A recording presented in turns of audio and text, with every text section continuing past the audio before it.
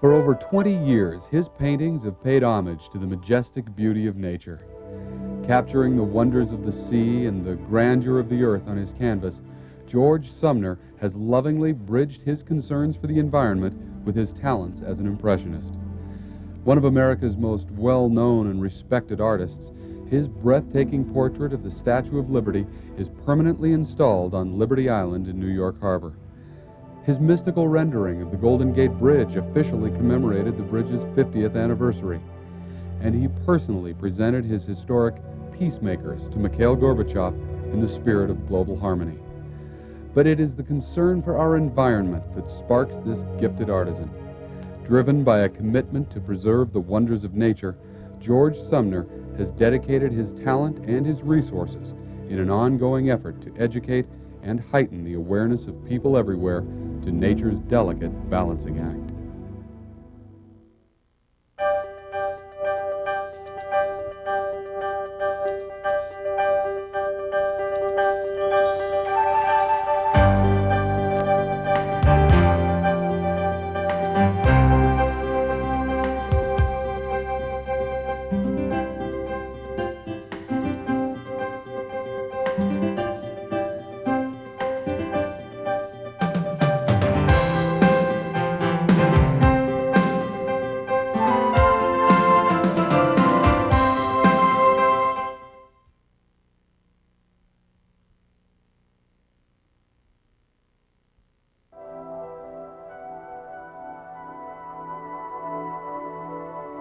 At an early age, when I saw the giant redwoods being cut down right before our very eyes, I became an activist, environmental activist, and I've tried to use my art as that forum to speak out against environmental rape.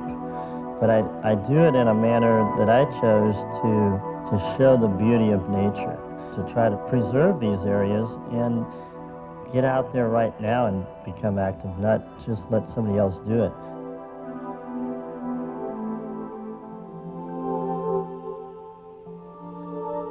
Hawaii is a very, very special place to me. I think while many Americans have visited Hawaii, I think many more have no idea how beautiful it can be.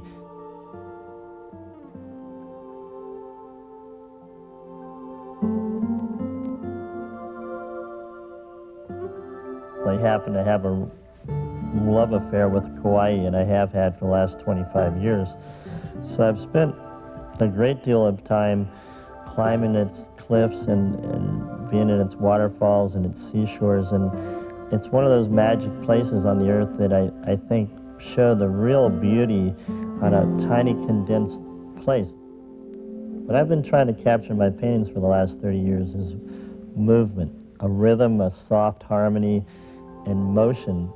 And I think if you look at the paintings, you'll find that whether it's the fog along the coastlines or the whales with their slipstream bubbles and that, the idea is to show poetry in motion and simplicity. But water has a magic formula for all of us.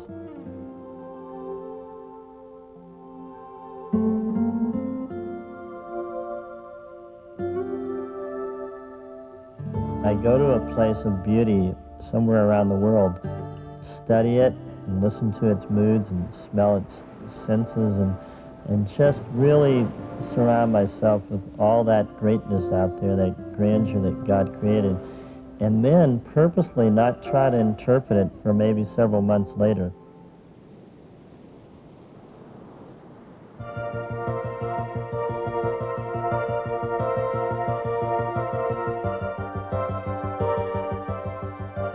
This last adventure over on Kauai, trying to capture the magic of playing with the dolphins and observing the great whales.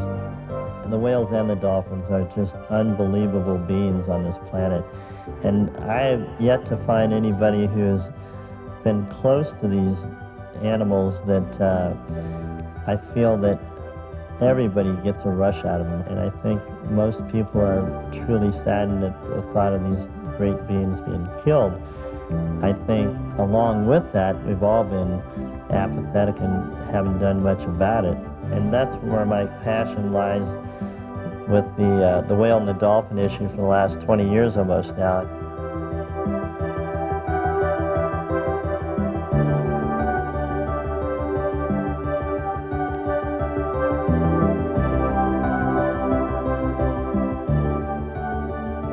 asked me, if I want to make a cause, why don't I paint starving children in Africa? My attitude is that what man does to man is one terrible tragedy. What man does to the environment and other living beings on this planet are really another tragedy.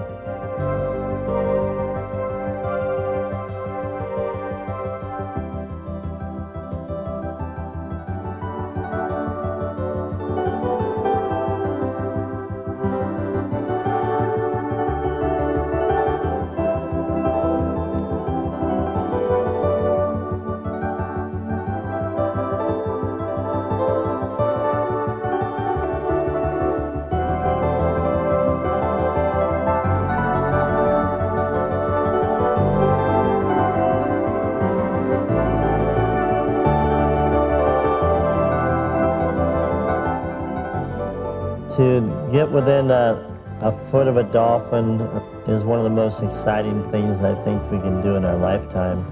It expresses joy. I have never seen anybody get that close to a dolphin and not smile. It evokes a great feeling of warmth and friendship. And to put your hand out to touch a dolphin and try to communicate with it as closely as you can and say, I'm your friend, I want to help you, I want to protect you. I want to do everything in my power to see that you have a peaceful ocean to live in.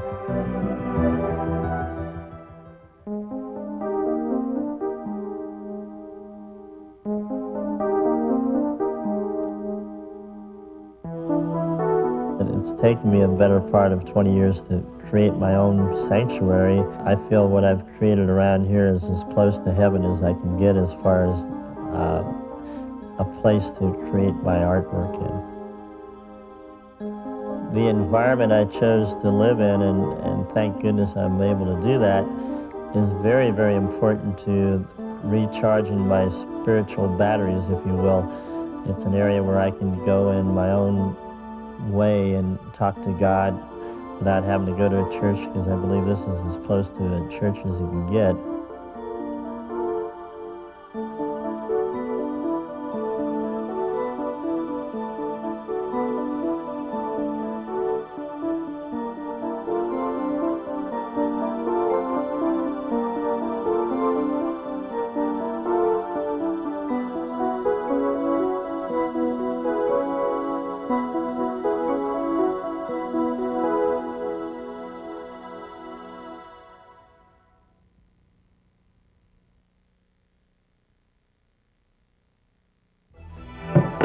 Sumner's juice bar.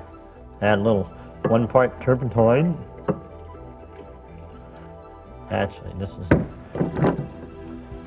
is my way to cheat and save a lot of time mixing paint. Instead of an hour whipping it up with a palette knife, I'd rather spend the time on the canvas.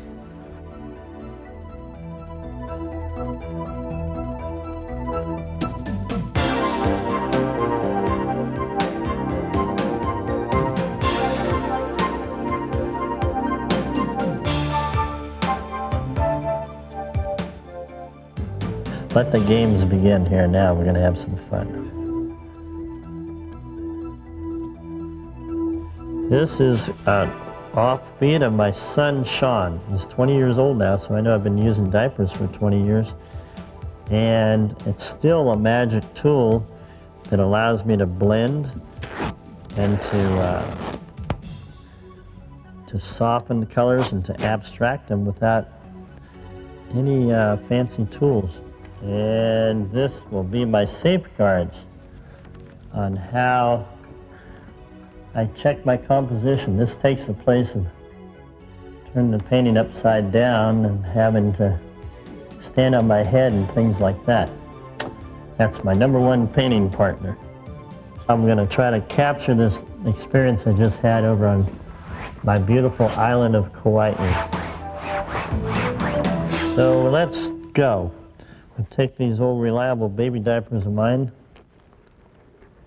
soak them in a little turpentine, mix a little titanium white, and off we go.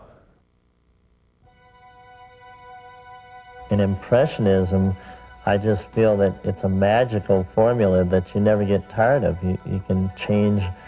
I mean, to work from your imagination is the greatest freedom of all. And I jokingly say if I said this, it would have no meaning, but imagination is more important than knowledge. And when Einstein said that, I think it put a lot of credence. If an artist said that, they'd say you're bloated up so-and-so, you know. But I really think clear destination, raw imagination are the keys in the creative process.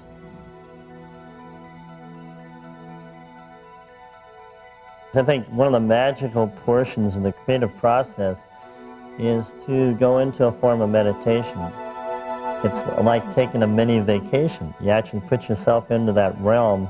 When I'm painting whales, I feel like I'm swimming with the whales as I saw them in real life.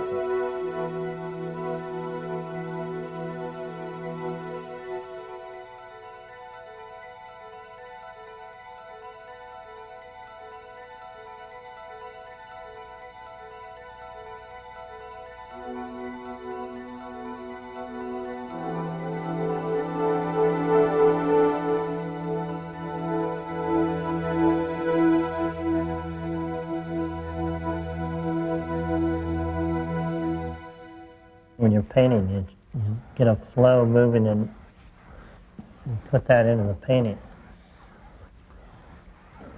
It's like dancing, you know? Dancing, dancing, dance to the music of the painting.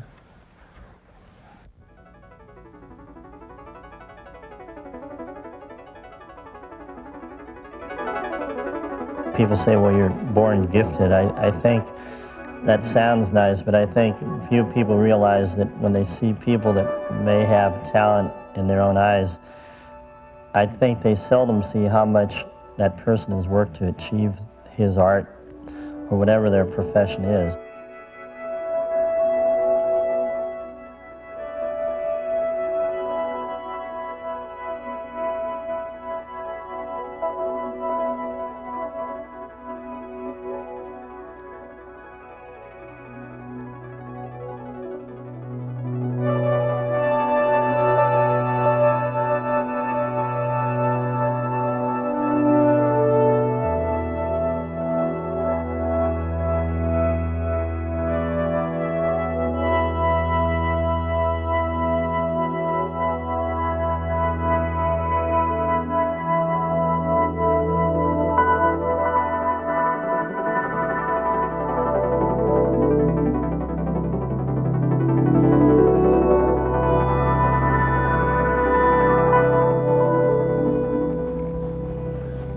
Fluid motion in the water.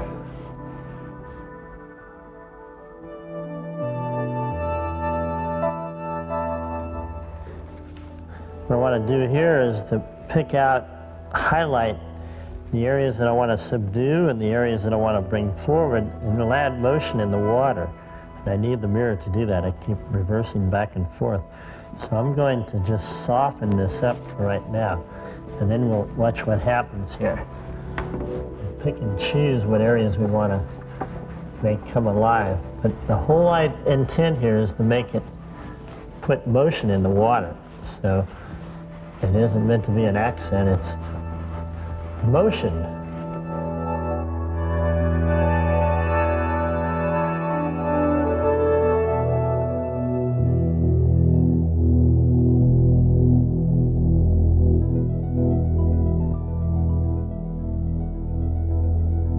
I think the single most important illusion that I try to create in my artwork is the use of light. Whether the light's coming from a light ray from the sun or light is illuminating off a fog bank, but the mystery of light and making it believable in a painting, taking a one-dimensional surface, a flat surface, making it three-dimensional, but also making it illuminate, you know, to make it feel like the light's almost coming from behind the canvas is a real joy for me. I've set out on that right from the very beginning, and I'm happy to say that's probably the most common thought people have when they see my paintings is, how do you capture the light? And I think the light might come from within, you know? But it's a good feeling.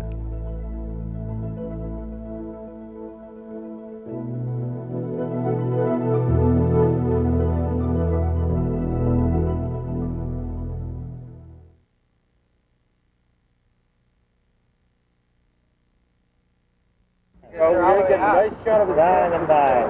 Beautiful. Woo! All right. Oh, yeah.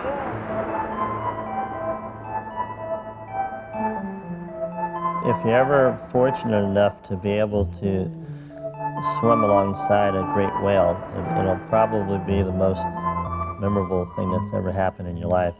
If you can look at a human eye almost the size of your head, to see the intelligence behind that eye, it'll make you very, very humble.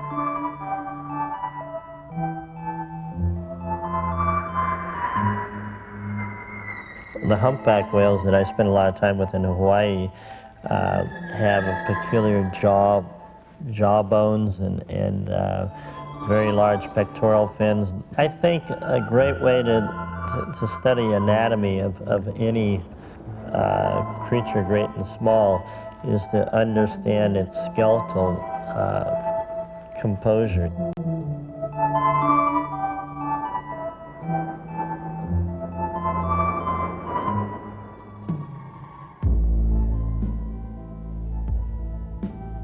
The humpback whale that we see in Hawaii are, I think, artistically the most fun to paint because they have the largest pectoral fins and they're almost as if they're flying through the water, flapping their wings. For an animal that size, you'd wonder it must be awful clumsy or its movements would be awkward, and it's just the opposite. They're truly harmonic in their environment.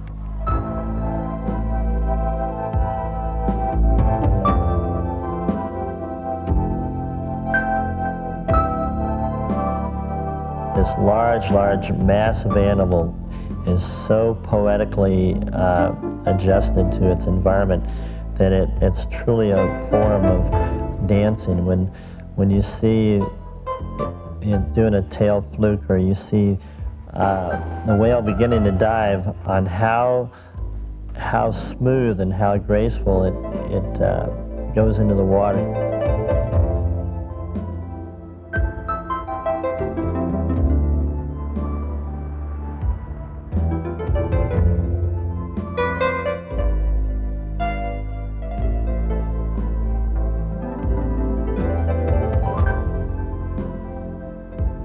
For the better part of the last 25 years, I've completed a painting in one setting once I start on it.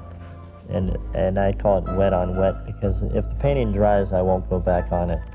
And I feel that the magic window of time that oil has for blending is so wonderful to work with that once that starts to set up and dry, it seizes on you, and you lose that freedom.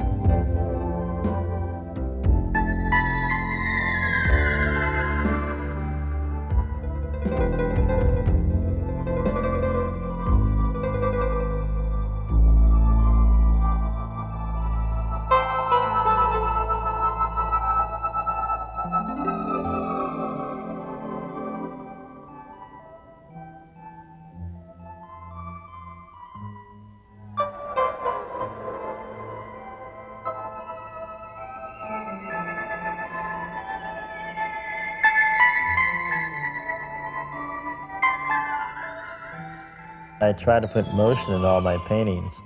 In trying to capture the movement of the whales, when you've seen them in their graceful balleric motions, you try to capture that grace. As an artist, I try to capture that. And one of those ways I do it is bubble streams and slip streams. In capturing the movement, hopefully you can feel the whales actually moving.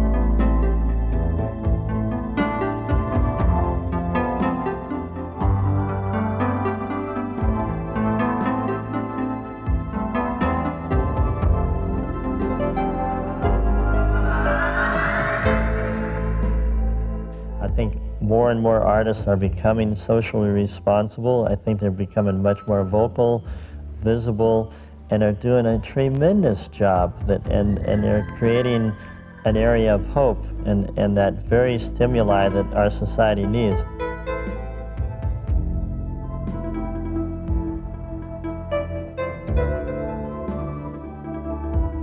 My joy in painting this is trying to capture the magic of the mother and the calf and how they respond to each other, and to share that with as many people as possible. The light that's shown in the painting is kind of like to show the penetration of the sun into the water and how a warming effect that it has on our souls. And the whales are going toward the light, and it's symbolic. It's a symbolic gesture of warmth and love.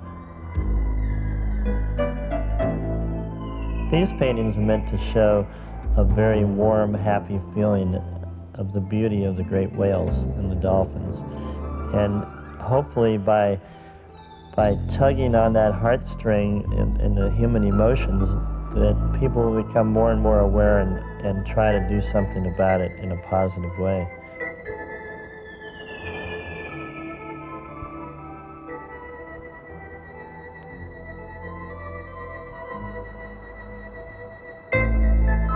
If we rid ourselves of this curse called apathy, and we focus to do a positive good for our society, we can do it, each individual. The one thing I'd love to instill, if I can, through any of these messages is that each and every person can have a positive effect on our society and on the goodwill of this planet.